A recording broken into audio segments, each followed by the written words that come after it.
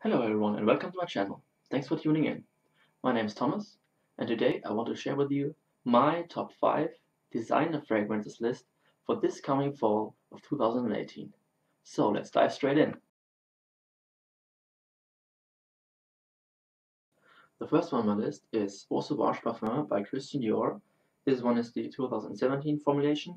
I don't know the differences to the 2012 one because I never smelled it, or if I have I forgot. But let me just remind myself of the scent. Oh, this is really good. This is from the notes that they released. It's LMI, bergamot, and I think myrrh. So I think there might be more in this, but you really just mostly smell those things that is. It has a citrusy start, and those citruses there last pretty much to the end of the fragrance, which is 10 hours plus on my skin. And it feels really strong. It has this slightly sweet resinoid uh, quality, while still being a little bit bitter with the myrrh. So I'm not quite sure if this is age appropriate for myself. Sometimes I think this is a little bit better suited to an older gentleman, but I really love the smell and I'm going to wear this several times during the coming fall. The next one on the list is Terre d'Hermès by Hermès. I have got the perfume version, which I think smells slightly better than the normal version. So let me remind myself of the scent. Oh, God damn it. This is also a really great scent. I think this is a masterpiece. Nothing I ever encountered smells just quite like this. It has this really ripe orange with rose and vetiver in the base. And that's a slightly stony vibe to the whole thing, which in combination with everything else makes this really great. I think it could be unisex, not quite sure, but I assume a woman could wear this. The rose in it is unisex, it's not feminine. It's just really great scent for fall and spring especially, and I'm gonna wear this fall a lot because I just love how this one is done. Just blew my mind when I smelled it the first time and still does to this day. I actually tested out the Intense Vetiver version like last week. I really like it, and despite the fact that I'm not the biggest fan of Vetiver in this form, how they delivered it, it smells really great. But since I got this, I don't see a point in buying the Intense Vetiver version. So I'm gonna stick with this fall. So let's commence with number 3 on my list. This one is by Rituals. I don't know if this company is available all around the world. It's available here, and this one is not particularly expensive. It costs 39 euros for 50 milliliters eau de parfum, so quite a cheapie. But as far as cheaper scents that you can pick up in every city center and in the ritual stores, it's pretty damn good. This one has, oh, I can get the cap off. Oh, this one is just so nice. It's simple. The notes that they list are, I think, white musk, Persian amber, and white pepper, or something of that sort. And you really get all those. You get this peppery, spicy vibe. You get this, just the slightest amber, just a slight sweetness, slight vanilliness. It's not too prominent, and this really clean, nice musk. So while it's cheap, it's actually really good, and it is also rather unique. Not that there's nothing that smells like it, but in the simplicity there lies its quality, and I haven't smelled anything readily available in other perfumeries, so I think this makes it pretty unique.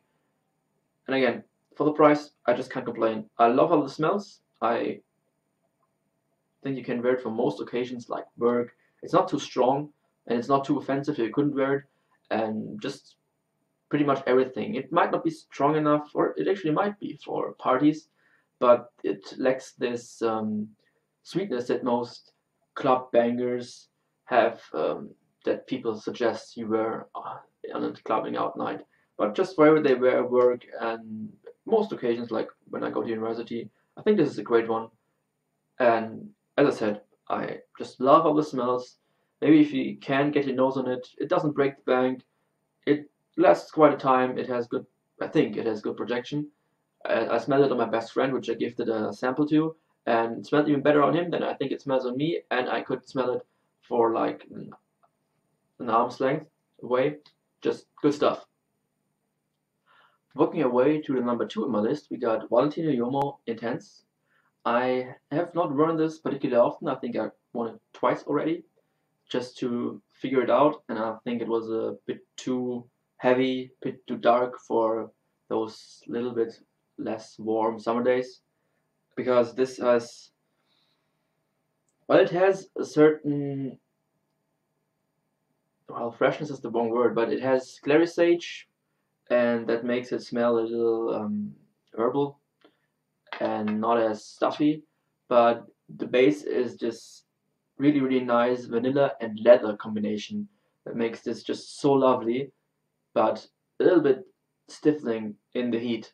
Or well, 25 degrees Celsius is not that particularly hot, but I thought it was not good for those temperatures. So I'm still struggling with finding the right temperature to wear this at.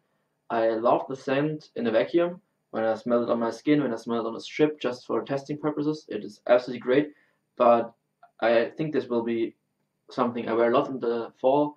Just take this as a caveat. I have not much experience with this one. I just tested it and read reviews by other fragrance fans and watched reviews by other YouTubers.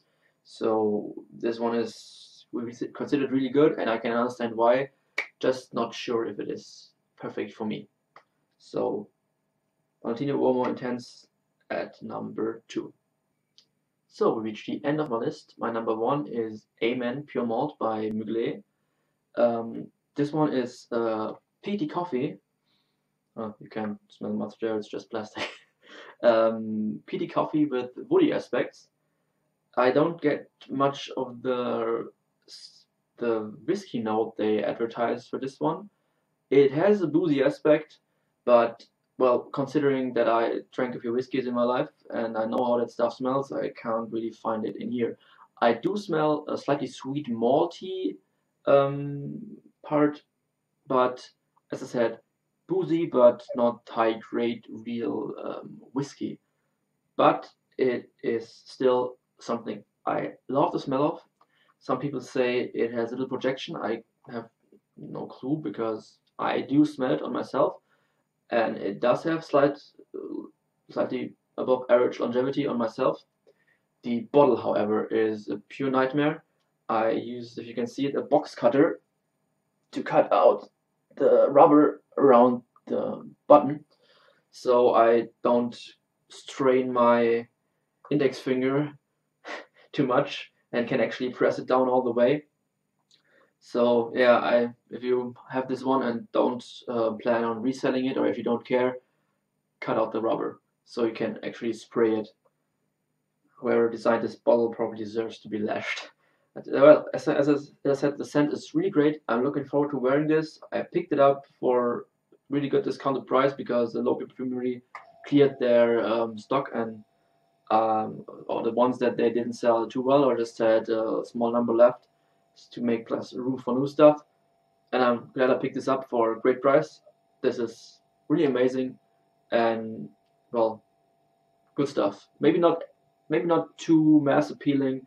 This does smell um, quite different from regular designers or mass appealing scents, but well, it has one of the best coffee notes I smell in a designer. In niche, there are other better coffee notes or accords better. There's no coffee note, I think, just coffee accords. But as far as designers go, this one has a great coffee accord. Yeah, really love this. So those were my top 5 picks for my collection for the upcoming fall. I hope you liked this video. Like, comment, and subscribe if you enjoyed it. Tell me what you're going to wear this fall and how you found my list.